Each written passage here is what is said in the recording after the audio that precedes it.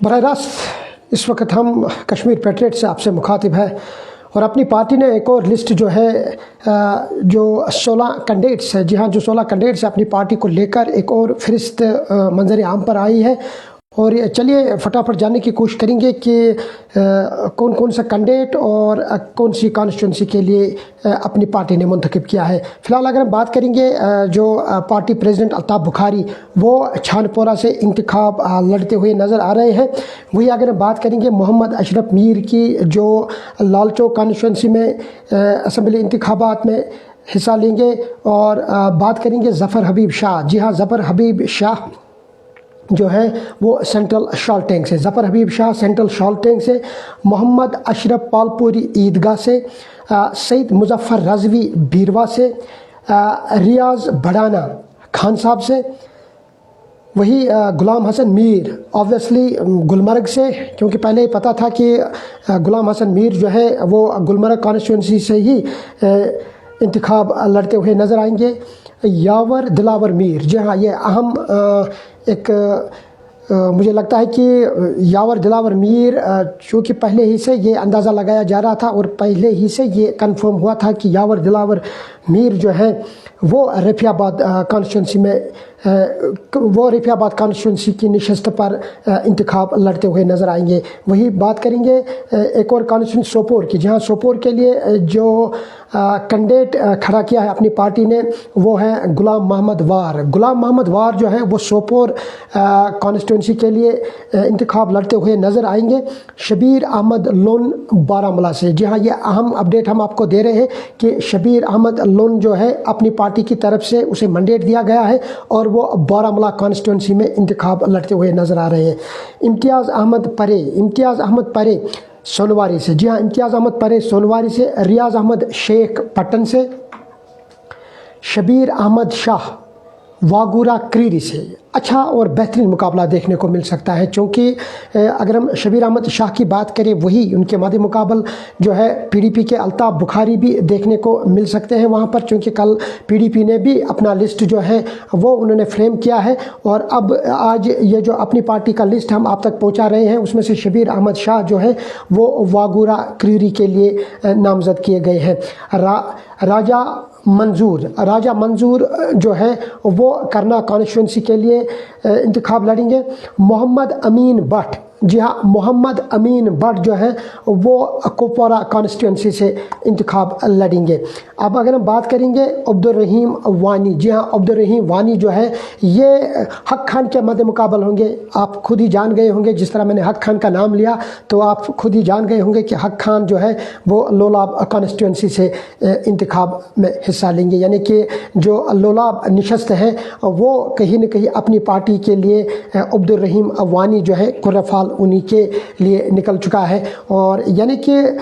جو 16 ممبرز کی جو فہرست ہمارے سامنے پہنچی ہے اس میں سے اگر ہم بات کریں گے نارتھ کشمیر کی، تو نارتھ کشمیر میں کچھ ایسے بھی نشستیں ہیں، جیسے اگر ہم بات کریں گے سوپور کی، کریری واگورہ کی یا بارہمولہ کی، تو یہ کچھ ایسی نشستیں ہیں جہاں پر اچھا اور کڑا مقابلہ دیکھنے کو مل سکتا ہے۔ وہی یہ جو اپنی پارٹی نے آج ابھی جو لسٹ انہوں نے فریم کیا ہے جس میں سے 16 کینڈیڈیٹس جو ہے مختلف کانسٹیٹوئنسی سے وہ انتخاب میں حصہ لیں گے۔ خاص طور پر جو اگر ہم بات کریں گے اپنی پارٹی کے جو پریزیڈنٹ ہیں الطاف بخاری، جس طرح سے وہ کمپیننگ کرتے ہوئے نظر آ رہے ہیں، اور آج پورا دن وہ چھان پورہ علاقے میں ہی کمپیننگ کرتے ہوئے نظر آ رہے ہیں، اگرچہ پورا دن آج بارش دیکھنے کو ملی جموں کشمیر میں، خاص طور پر کشمیر میں بہت زیادہ بارش آج پورا دن دیکھنے کو ملی۔ وہی اپنی پارٹی کے پریزیڈنٹ الطاف بخاری بھی چھاتا لے کے اور اپنے کارکنوں کے ساتھ وہ آج کمپیننگ کرتے ہوئے نظر آئے، ڈور ٹو ڈور آج انہوں نے کمپیننگ کی اور ہر ایک سے اپنی پارٹی کے لیے ووٹ مانگنے گئے آج۔ تو وہی اپنی پارٹی جس کی میں بات کر رہا ہوں، آج انہوں نے ایک اور لسٹ جو ہے وہ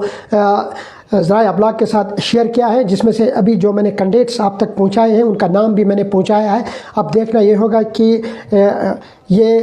کینڈیڈیٹ جو ہیں جس نشست میں بھی انتخاب لڑیں گے کیا کچھ کر سکتے ہیں اپنی پارٹی کے لیے، اپنے پریزیڈنٹ کے لیے، اور اپنی پارٹی کو کس طرح جیت دلانے میں کامیاب ہو جائیں گے۔ اگرچہ اپنی پارٹی کی ساخت ابھی بھی کشمیر میں اچھی طرح سے وہ کنسولیڈیٹ نہیں ہوئی ہے، اور ان کی جو جڑیں ہیں وہ ابھی مضبوط ہوتی ہوئی دکھائی نہیں دے رہے، کیونکہ اپنی پارٹی جو ہے اسے بہت ہی کم عرصہ ہوا ہے۔ لیکن پھر بھی جس طرح سے ان کے جو کینڈیڈیٹس ہیں، جس طرح سے وہ کمپیننگ کرتے ہوئے نظر آ رہے ہیں، جس طرح سے الطاف بخاری لوگوں کو یہ کہہ رہے ہیں کہ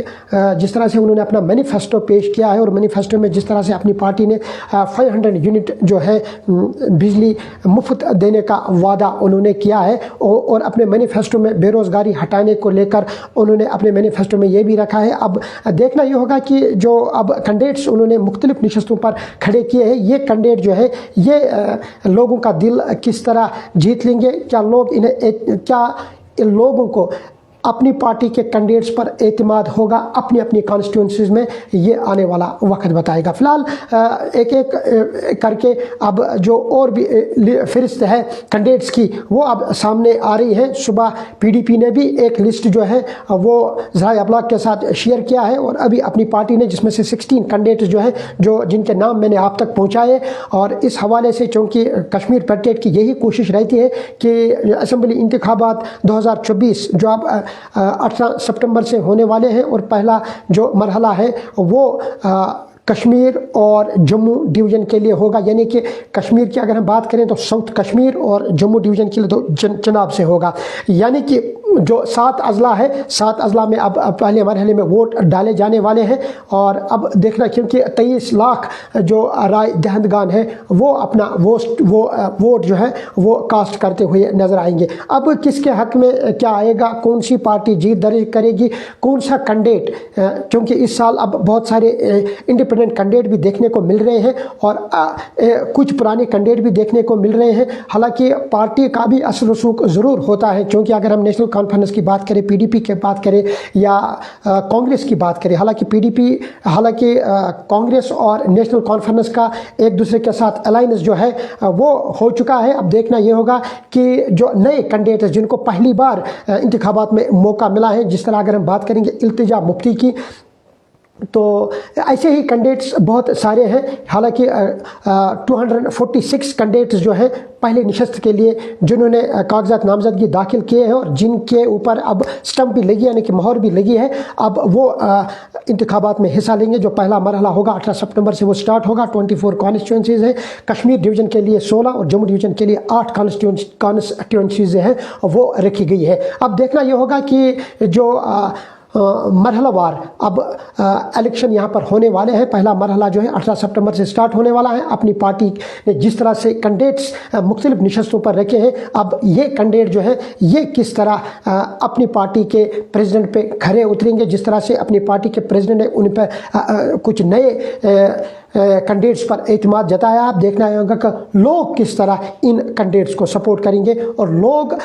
کس طرح لوگوں کے ذہن میں کون سا کینڈیڈیٹ ہوگا اور کن پارٹی کو لوگ جتانا چاہتی ہیں، یہ سب کچھ لوگوں کے فی الحال سب پارٹیاں جو ہیں وہ اس وقت